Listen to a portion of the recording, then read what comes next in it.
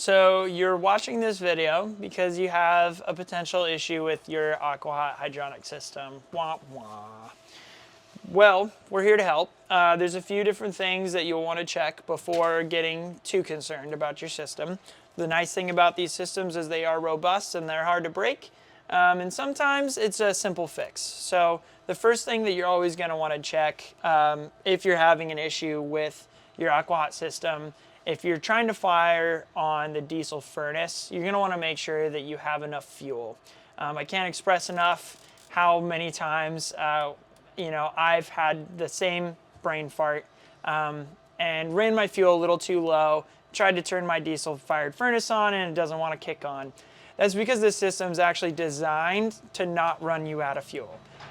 It'll have a shutoff if you have an extended range fuel tank at about the 1/3 mark of fuel left, and if you have an OEM Sprinter fuel tank, it's closer to about the 1/4 tank mark. So if you're close to that mark, it's a good idea to go ahead and go try to get some more fuel put into your rig and try firing up your system again. If you get through that and it's still not firing up, there's a few other questions that we would ask you right out the gates. One is, when was the last time you ran your system? There's a lot of folks that typically don't run their system during the summer that much, which makes sense because it's already warm, you don't need heat. Maybe sometimes you need water heat, but you're not really running the system that much. So if you go all summer and you haven't ran your furnace in a while, there's a good chance that air has made it into the system's fuel priming system, and the fuel pump has to work a little bit harder that first startup cycle to get fuel to the burner. Totally normal thing. It's very common. What will happen is the system, if it doesn't get enough fuel to ignite that furnace within a certain set period of time, it'll actually time out and give you an error code. And that error code will typically be a system fault that you'll find in the fault section of the menu here. And if you don't know where that is, go ahead and watch our overview video on the Aqua-Hot system itself.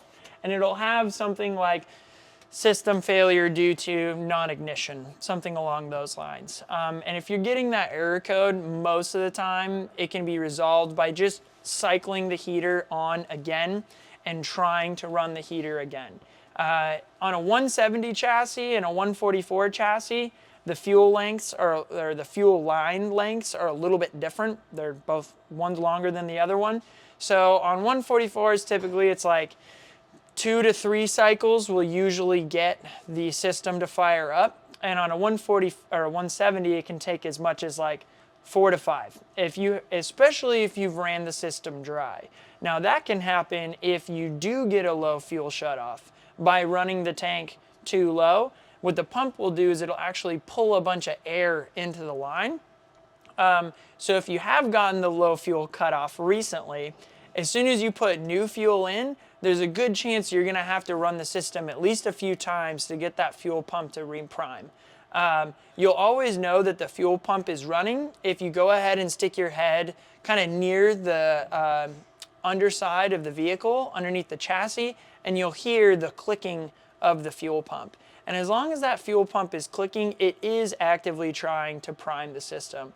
So if you make it through a few of those attempts and you're still not getting the diesel burner to fire up, that would be indicative of a deeper issue. And at that point, that's something that you can contact OVP service about. Some of you might have my phone number. You can chat with me about it. Or if all else fails, you can call the Aqua-Hot service number that we've shown in our overview video, but it is in that same panel with the faults page. Their number is listed there. Couple other common troubleshooting issues that people have with their hydronic systems in general, whether it's an Aqua-Hot system or it's a Rixson system, because both of these issues apply to both systems, is when you winterize your system and you haven't used it in a while, you can go through some kind of weird, funky things getting it to fire back up, like error codes. Sometimes you can get an error code that is like a power-based error code, especially if you have low battery power. We do have some folks, revive their system from basically like a storage state, and then they'll have low battery power and they'll try to kick their heater on. And if that heater, goes through a power cycle and tries to pull a little bit too much power, you can get another type of error code. So those are all things that you can work through with us on the phone, but this video is designed to give you some information and some knowledge to kind of troubleshoot it on your own. Aside from like troubleshooting, pretty much anything past that, you really want to try to contact us past some of those simple fuel issues. If you're seeing excessive smoke coming from the tailpipe of the heater itself, which is typically installed in the rear of the undercarriage of your van, you'll know where the exhaust is. We'll typically point it out to you during the turnover of your vehicle. Some white smoke on startup is common, and it's nothing really to worry about. But if you're seeing excessive smoke coming from the tailpipe, that's something that you'll want to reach out to us about. That's not necessarily something that you'd be able to fix on the road yourself. The other thing that you want to do, just as like a best practice thing, is check your glycol levels. There is an overflow tank. That overflow, just like a coolant reservoir on a vehicle, you'll want to check to make sure that that is at the proper level. That's another error code that we'll sometimes see is on the older systems that have been running on the road for a long time. Even though it's a closed system, sometimes some of that glycol escapes the system, and eventually you end up with a low glycol level, and that will trigger its own set of error codes. Food safe glycol is able to be found at local hardware stores, automotive parts stores, and you can find those items easily on the road. You want to make sure that you're using just a standard automotive 50-50 antifreeze mix, or just a food safe glycol option. Sometimes you can pick that up at like a Winco at a Wilco, like a farm store. So just give it a quick internet search if you have the service, and you should be able to find it. We'll also provide links to those specific products in this video as well.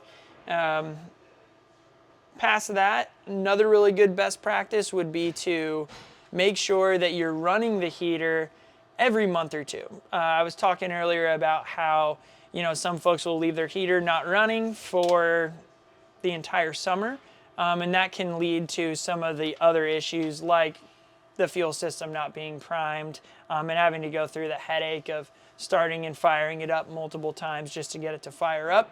So if you make it a habit to run your diesel furnace every month for at least 15 to 30 minutes, that'll make sure that the system stays primed long term.